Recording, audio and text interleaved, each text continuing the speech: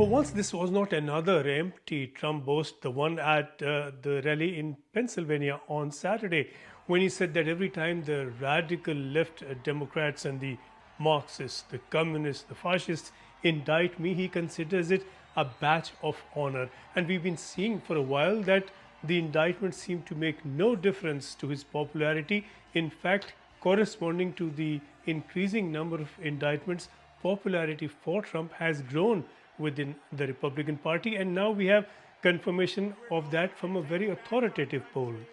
This poll comes from the New York Times and Siena Group, a very authoritative poll that finds 54% support for Trump as opposed to 17% for DeSantis, the nearest runner-up in that race so far, and that's 37 percentage points. That's huge. And the first of the primaries is just 6 months away, when Republicans will begin to narrow down the choice for the presidential nominee.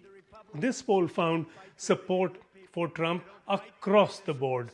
Young and old, village, country, town, the gender issue, men, women, rich, not so rich, educated, not so educated, they all seemed agreed on Trump as their favorite by far. DeSantis was considered a second Trump-like choice. He was the second choice for many, not good enough. And this is despite the fact that a very substantial number of those favoring Trump believe that he has committed serious crimes. And even among those, we have about 22% saying they would support Trump rather than 17% for DeSantis. This is an extraordinary phenomenon where such a large number of Republicans who believe that Trump has committed grave offenses still say they will vote for him. The others in the race are way behind. We're talking about Nikki Haley and Tim Scott and Mike Pence at about 3 points each. Vivek Ramaswamy at 2 percentage points, a long way for them to go. And even if they were all to drop out, DeSantis still wouldn't make it against Trump by this indication. Trump's legal woes would probably have to get a lot worse for that to bring a change in the level of support that he's getting, which is not entirely impossible. These are still early days as far as the indictments go.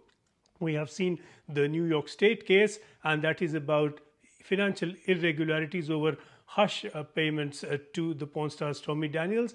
That is a relatively minor case. The more serious one is the one about keeping classified documents and even showing them to strangers and visitors as the former president, as the former commander-in-chief of the armed forces.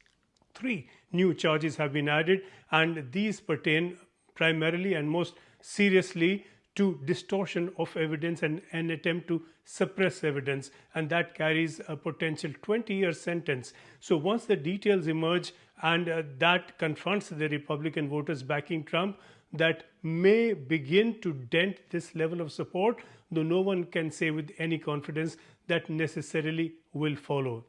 If you were to go by logic, he should not be enjoying this kind of support that he is getting, a support that clearly is growing and growing substantially for him.